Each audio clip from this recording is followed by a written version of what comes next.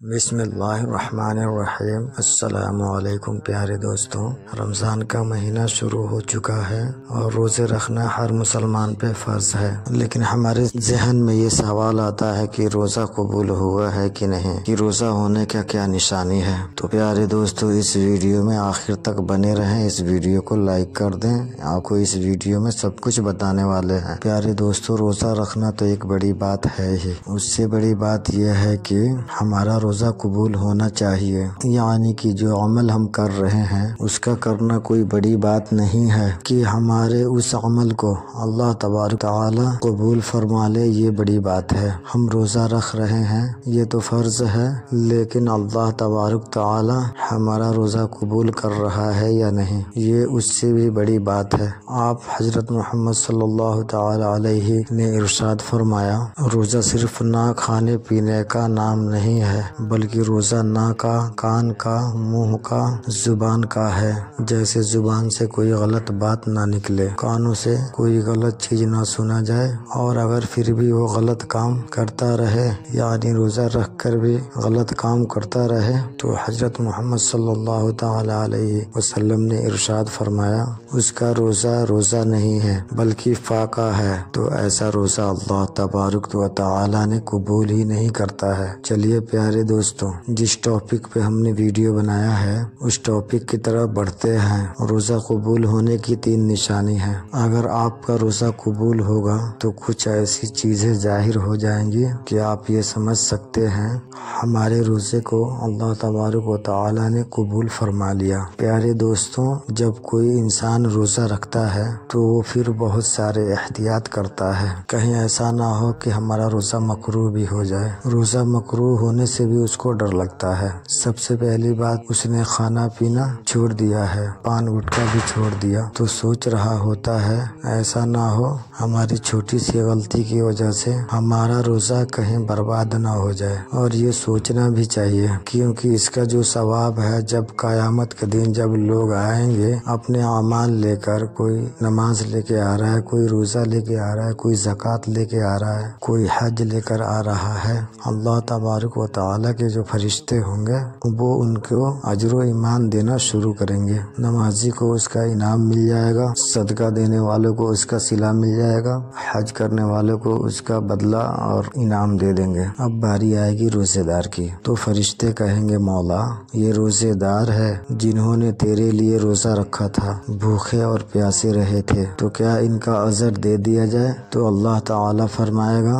اے فرشتوں پیچھے ہٹ جاؤ، اس کا روزہ خالص میرے لیے تھا، میں خود اس کے روزے کا اجر عطا کروں گا۔ کیونکہ لیکن انسان نماز میں دکھاوا کر سکتا ہے، صدقہ دینے میں دکھاوا کر سکتا ہے، لیکن روزہ رکھنے میں انسان دکھاوا نہیں کر سکتا ہے، وہ تو خود ہی جان جائے گا۔ جیسے کہ قبر کا حال مردہ ہی جانتا ہے، چونکہ پورے دن بھوکا پیاسا ہے، روزہ رکھتے ہوئے بھی اپنی محنت مزدوری کر رہا ہے، یہ اسے ہی پتا ہے کہ اسے کیسا محسوس ہو رہا ہے، لیکن وہ پھر بھی مسکرا کر رہا ہے، خوش ہو رہا ہے، پھر بھی وہ اس میں راضی ہے۔ اللہ تبارک تعالی قیامت کے دن ان کو اجر فرمائے گا۔ تو ہم نے اس سے پہلے بھی بہت سارے ویڈیوز میں یہ بات کہی کہ جب بھی ہماری عبادت اور ہماری نماز قبول ہوتی ہے، اللہ تعالی کے بارگاہ میں کون سی نشانی نظر آتی ہے، یعنی کیسے پتہ چلتا ہے کہ ہماری نماز قبول ہوئی۔ جیسے آپ نے نماز پڑھی، مثلاً آپ نے فجر کی نماز پڑھی، فجر کی نماز پڑھنے کے بعد آپ نے ظہر کی نماز پڑھی، ظہر کی نماز بھی پڑھ لی، یعنی آپ کی ظہر پڑھنے کی توفیق مل گئی، تو یہی نشانی ہے آپ کی فجر کی نماز اللہ تعالی نے قبول کر لیا۔ تو ایسا کیوں کہا؟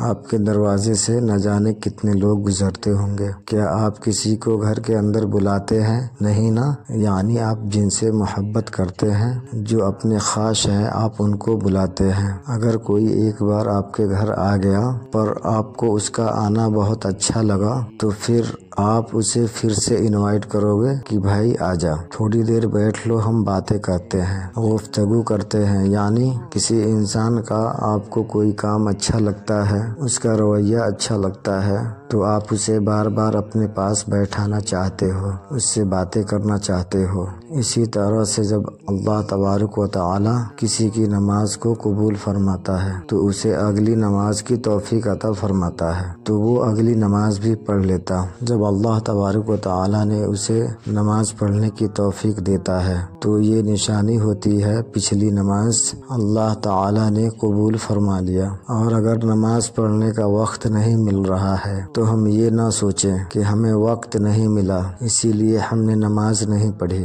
بلکہ یہ سوچا کرے کہ ہم کتنے بڑے گنہگار ہیں کہ اللہ تعالی نے ہمیں اپنے سامنے کھڑا کرنے سے انکار کر دیا۔ اسی طرح سے ہم نے روزہ اگر ایک کر لیا اس کے بعد ہم نے اگلے روزہ بھی رکھ لیا تو اس بات کی یہ نشانی ہو گئی کہ ہمارے پچھلے روزے کو اللہ تبارک و تعالی نے قبول فرما لیا۔ لیکن اس کا مطلب یہ نہیں کہ آپ روزہ رکھ کر بھی غلط کام کر رہے ہیں، جھگڑا کر رہے ہیں، گالی گلوچ کر رہے ہیں، جو نہیں دیکھنا چاہیے وہ دیکھ رہے ہیں، جو نہیں سننا چاہیے وہ سن رہے ہیں، یعنی آپ وہ سارے کام کر رہے ہیں روزہ رکھ کر جن سے اللہ تعالی نے روکا ہے۔ ہمیں تو روزہ رکھنا ہے، ہمیں تو پیاس لگتی نہیں ہے۔ پیارے دوستو، اگر آپ کو پیاس لگتی نہیں ہے تو آپ روزہ رکھ رہے ہو تو آپ کے روزہ رکھنے کا کیا مطلب ہے؟ انسان کمزور ہے اور اللہ کو یہی عادت تو پسند ہے۔ دیکھو میرے بندے کو بھوک بھی لگ رہی ہے اور پیاس بھی لگ رہی ہے لیکن پھر بھی میرے لیے بھوکا ہے۔ انسان افطار کرنے کے لیے بیٹھتا ہے اور جیسے ہی اذان ہوتی ہے، اذان ہونے سے پہلے اللہ فرشتوں سے فرماتا ہے کہ دیکھو میرے بندوں کے سامنے کھانا رکھا ہے اور پانی رکھا ہے، دیکھو کوئی اسے انسان دیکھ بھی نہیں رہا ہے۔ اے فرشتوں، اسے بھوک لگی ہے، کھانا بھی اس کے سامنے ہے لیکن یہ کھانا کیوں نہیں کھا رہا ہے؟ تو فرشتے جواب میں کہتے ہیں کہ مولا اس کو تیری محبت نے روک کے رکھا ہے۔ اللہ تعالیٰ اپنے فرشتوں سے فرماتا ہے کہ اس کے سامنے پانی رکھا ہے، پانی کیوں نہیں پیتا؟ تو فرشتے فرماتے ہیں اے مولا اسے تیری ڈر اور خوف نے روک رکھا ہے۔ تو اللہ تعالیٰ خوش ہوتا ہے۔ تو ایسے روزے دار کو دیکھ کر جیسے ہی اذان ہوتی ہے تو انسان کھانا شروع کر دیتا ہے تو اللہ فرماتا ہے دیکھو میں نے اجازت دے دی تو کس طرح سے کھانا کھا رہا ہے۔ یہ ادا اللہ تعالیٰ کو بہت پسند ہوتی ہے۔ کسی انسان کا روزہ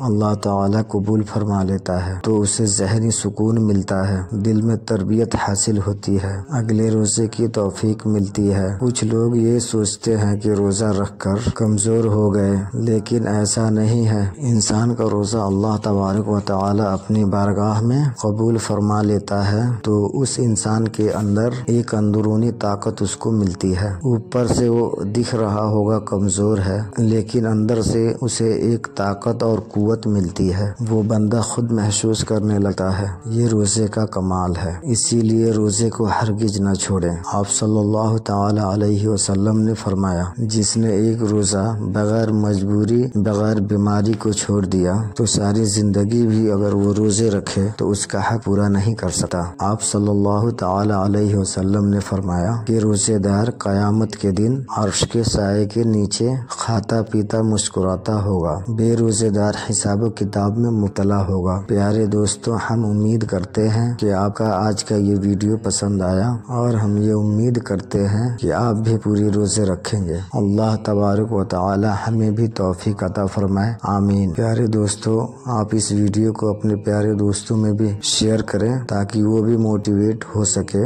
روزہ رکھنے کے لیے۔ تو ہم ملتے ہیں اگلی ویڈیو کے لیے، تب تک کے لیے السلام علیکم ورحمۃ اللہ وبرکاتہ۔